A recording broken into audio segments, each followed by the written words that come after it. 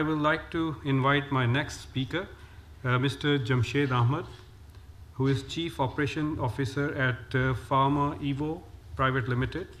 And he's going to talk about revolutionizing healthcare in Pakistan through digital services. Thank you.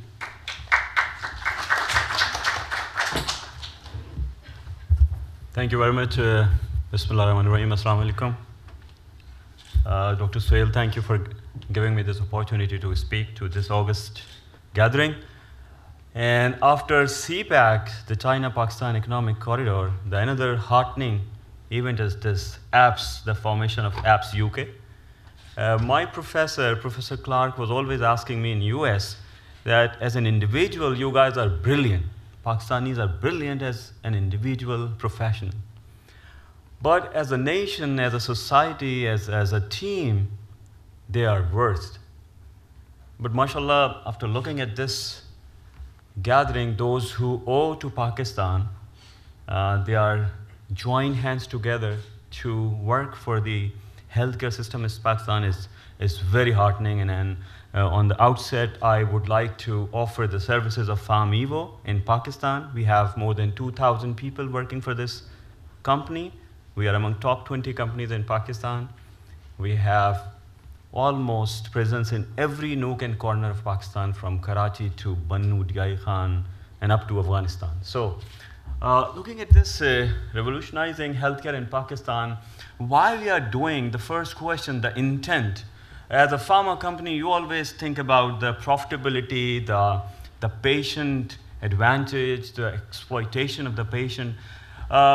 As a pharmaceutical company in Pakistan, and the first day we decided that we want to contribute on a social spectrum of the country. So if you look at our logo on your right side, our dream, a healthier society, is not about giving the pill to the patient who is sick or ill, but talking about the comprehensive meaning of healthier society. So how we can add value in different aspects of our society as a very responsible citizen, as an ethical organization. So no foreign trips, leisure trips, no party, no mela, no khana pina, nothing from day one. So a chunk of money spent on these 5 areas as a CSR initiative, no commercial linkage also. And I'm very grateful to Dr. Suhail Chokhtai for giving this leverage to Pharma Evo to play on digital platform, and I will share what we have done through his help.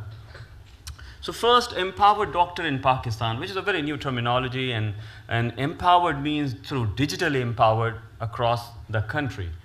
And you all know the global trends. So NASA in Singularity University joined hands with California, developed a silicon-type think tank to do 3D printing. So the organs can be developed by your own tissue in 3D format. So your dentures will be with your own tissue. So amazing disruption and exponential growth. So if you look at Pakistan, why a digital platform is needed badly, 70% almost a rural population. And if you look at the data of PMDC, 150,000 doctors registered, including all passed away, moved out, went abroad, and 37,000 are specialists or the consultant, again, including everyone. So they don't have any tracking, those who are going out of the country. So if I take a safe number, you take it 50% off, because there's a large dropout of female doctors who had been graduating from last 10 years. So if you look at the ratio of a doctor to the patient, imagine the number, 11,000 plus patient to one specialist, and more than 2,700 patients to one GP or a family physician. How can we serve this? 300 means out of mind. So this number cannot be served without exploring the technology in Pakistan, and that's what we are doing. So let's pass it on. We developed the 6 platform and digital area. Evo Telemedicine, with the help of Dr. Suhail Chokhtai, he developed our portal, which is a white label portal, and I'll share what institutes have been connected with that. Then a continuous development of mobile apps for the reminder of the medicine to the patient, for having different communication and awareness with the doctor, social media and a website, web, e-clinic, and workshops. And if you look at the tele-density, it's amazing in Pakistan. And look at the income strata groups and the smartphones. More than 60 million people are having smartphones. So my maid, my chowkidar, my driver, all are using WhatsApp. And look at the numbers of mobile phone operator and their customer base. Almost touching around 100,000 patients. Almost 100 million patients. So that's the first Evo telemedicine, first virtual hospital we have already created with the help of Dr. Sohail Choftai. And IVF clinic being done. As I'm speaking, there is a consultation going on in Lahore. Telecardiology already shared by NICVD. First time when I met with Professor Nadeem Qamar and offered him that service in NICVD, the executive director said, no, I want to do personally. I'm sending doctors. I said, fine, but how about the follow-up of angioplasties? So why you are traveling from Karachi to Larkana or to Badin or Tundu Muhammad Khan? It's a hell lot of a job. So currently we are operating 6 telemedicine clinics in Pakistan, almost every week. So telecardiology, teleorthopedics, telediabetes with Dr. Asjad from Abu Dhabi. He's managing TDC, the Diabetic Center in Islamabad, providing services to Dina, Jhelum. Those cities never have seen those kind of consultant in their own town. Now they're having consultation from abroad. Medical webinars, a new area. You all been to Pakistan many a time and you have seen the traffic, the infrastructure, the roads. It's very painful actually to share, but nobody want to join any CME or CPD or a conference or something because they have to consume 2 hours in traveling. So now everyone on webinar. So today, right now is also going a webinar with one of the professor in Karachi. So 564 average attendance in each webinar. So a exploration of knowledge beyond the borders. In this hospital, the first hospital we made it paperless. No commercial output, no logo even of any product or the company to begin with. And we spent around millions of rupees to making it paperless, and it's outstanding hospital providing amazing services to poor patients free of cost. Similarly, in RIC, in Pindi, the Rawalpindi Institute of Cardiology, NICVD is also done by us as a paperless environment, because why we are doing it, nobody knows the exact number. How can we do the epidemiology? I mean, one of the cardiologists asking me in Sri Lanka, we have operation in 9 other countries, he said, how much you buy a stunt? And our price is almost double. I said, why come we are buying from the same company, but we are buying it at half price? Why? Because Sri Lankan government has a total number of angioplasty in a year, so they buy in bulk, day one, stored. And they give the half price. We don't have any number of diabetes in Pakistan. Every society has its own number. We have collaborated with the Ministry of Health. The Federal Health Secretary has approved the national registries. So we are doing drop, crop, grop, and also orthoplasty registry. And mashallah, we are moving in a very right direction to have the number of patients with the diseases to plan something. And it's a very farthest kind of dream, but at least we have to take baby steps right now. So a new e-library, inshallah, will be coming in next month, powered by APSCO, with more than 7,000 books and journals accessible to all junior and senior physicians. Patient-centric mobile app, mobile applications for connecting medical societies, a smart conference management solution through mobile app. So instead of giving doctors tissue boxes or wall clocks or trips to Murray and Bourbon, we are giving them desktops. Why? So that they can have the database of the patient with the EMR also, with the patient management software, so that they know what kind of anti-diabetic they have prescribed last week. So we have seen day in, day out, and you're all aware of this. Every other consultation would have a new antibiotic or a new anti-diabetic or maybe 2 omeprazole or maybe 2 ARBs.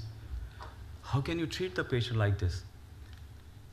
So the best part of my presentation is doing all this CSR thing.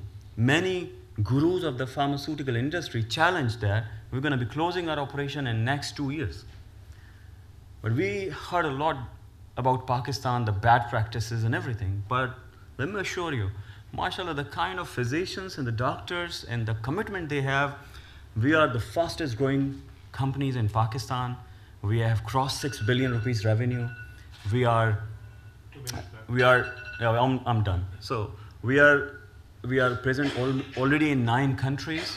We are, inshallah, launching in Philippines in next month, and we're also exploring UK. So when Dr. Sohail and the High Commission contact, we have no operation in UK. But the cause, as a patriotic Pakistan, is so powerful that our team decided to participate here, to come, to meet, and to actually rejoice the energy that we have created here in London. Thank you very much for your patientfulness.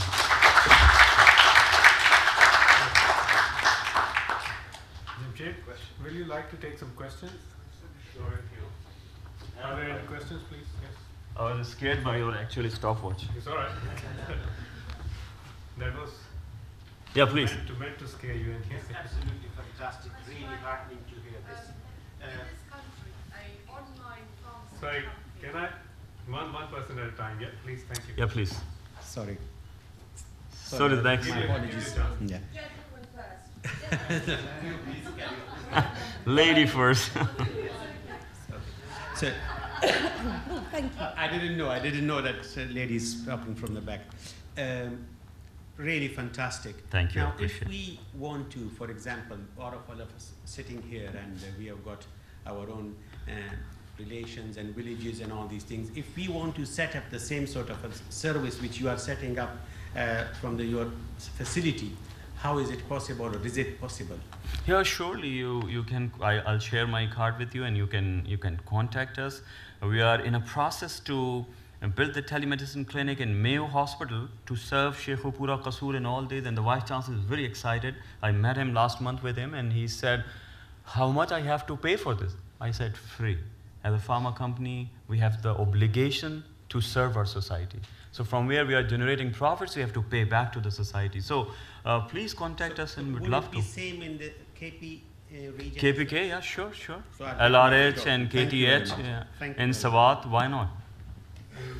Yeah, the lady second, thank you. Thank you, lady second. My name's Iram. I'm a trained pharmacist and local GP in Ealing. British-born Pakistani, so I have a huge sentiment towards Pakistan. But the concern I have is that recently here, an online pharmaceutical company got access to patient data. As a result of that, they marketed and targeted patients. In Pakistan, I have gross concerns over that there is no patient safety, there is no regulation, and your patients are at risk. Nobody is taking any details of how doctors are practicing, what they're prescribing. The pharmaceutical industry has a huge bearing on these affluent doctors who are serving an affluent population where 80% of Pakistan is not being seen by doctors. And we're all sitting here talking about technology and everything. The grassroots are, it's a poor country. You have people who do not have clean water, do not have access, and you're talking about televisual access. We can't do online consultations in this country with all these regulations because it is high risk. You make mistakes. What is your question, please? My question is that how can you say to me that you, or to us, not to me personally, that you are not going to give a preference to the medicines that you suggest prescribed by doctors? Okay, let me answer this. And honestly, what is going on in Pakistan right now? If a patient died because of the wrong diagnosis or the wrong medicine, what's going to happen? Nothing. Allah ki marzi. Allah ki marzi thi. So we have to take some baby steps. These registries not managed by PharmEvo.